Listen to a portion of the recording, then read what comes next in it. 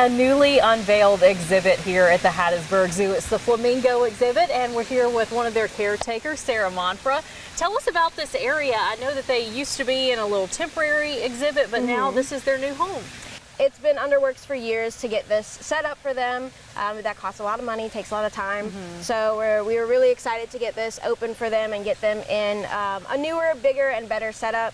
As years go on, standards change, and more zoos and aquariums are providing deeper pools for flamingos. It actually is really good for their joints and for their health to be able to go deeper into the water and actually swim. It takes pressure off of those joints. So they've really enjoyed it up here. They've kind of had this side be their favorite little corner. They look like they're loving the upgrade too. How many flamingos are here right now? We have 17 Chilean flamingos and 1 black honorary flamingo, which is Darwin, our black swan. So she was raised by a surrogate mute swan who was a senior when they lived in their very old exhibit and kind of was retiring with the flamingos. And Darwin was mostly hand-raised, and when she was big enough that she didn't need us kind of hovering over her constantly, we moved her there, so Froggy kind of became her surrogate mom, and ever since then she has lived with the flamingos, and they accept her as part of their flock. She gets just as stressed as they do if the flock is separated and she is not included with them, or they're not with her, so she is fully accepted by them and is in their eyes also a flamingo. She just looks a little different. Yeah, she looks like she's fitting in great.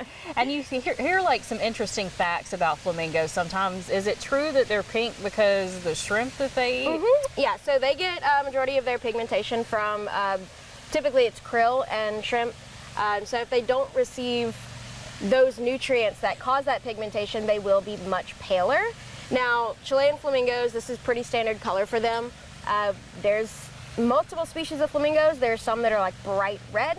They do get that from their diet. What are some other things people may not realize about flamingos? What looks like their knees is actually their ankles. Oh, wow. Yeah, so... and they bend kind of backwards too, it looks like. Yeah.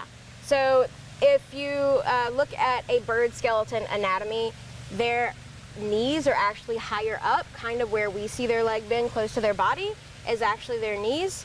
And those toe bones actually extend from what looks like their knee all the way down, and it's just kind of how they evolved to be able to stand and swim and do things the way they do, and that's kind of across the board for birds. That's not just flamingos. And in terms of what the unveiling was like, how did the public take it? Are they liking the new area for the flamingos right now?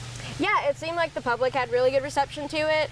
We do have a lot of people that kind of don't realize they're over here yet, so they go through the zoo and it's on their way out that they happen to see them, which right now, until we get more things that are under construction built, they have to kind of venture over here anyway to see them. So if they miss them on the way in, they kind of have to take a little detour. It's not exactly on the main path, so it is a little bit out of the way.